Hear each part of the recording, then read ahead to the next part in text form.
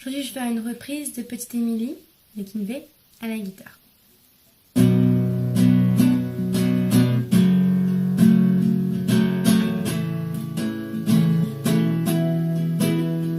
Petite Émilie, 6 ans et demi, est l'unique fille d'une famille reconstruite.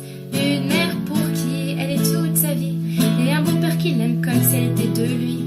Si gentille, si belle, les yeux qu'un sorcelle. Pour ceux de sa mère, elle en était la prunelle. Elle ne pouvait pas vivre l'une sans elle. Leur relation était devenue plus que fusionnelle.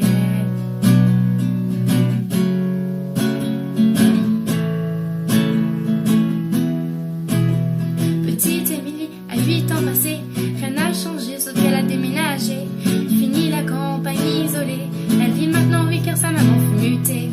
Une nouvelle école, de nouveaux amis, elle ne mit pas longtemps à s'adapter à cette vie. Du haut de ses 8 ans, on peut dire qu'elle est ravie, car tout va pour le mieux pour Petite Émilie.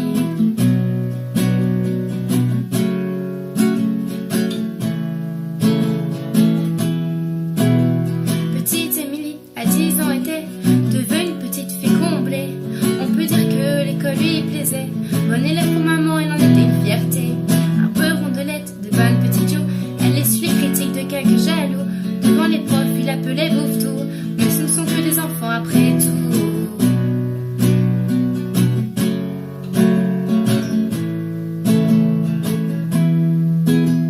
Petite Émilie, à 12 ans maintenant, adolescente refermée au grain d'âme de maman.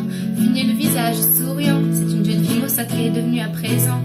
Faut dire qu'au collège, tout avait changé. Trop d'élèves ne faisaient que de se moquer. Partout elle se sentait rejetée, tantôt frappée, tantôt injuriée.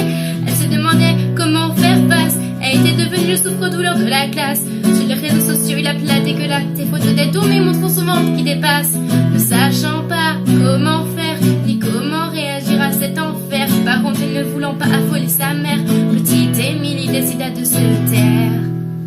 Mais un soir de décembre, Petite Émilie rentra chez elle dénudée. Ses camarades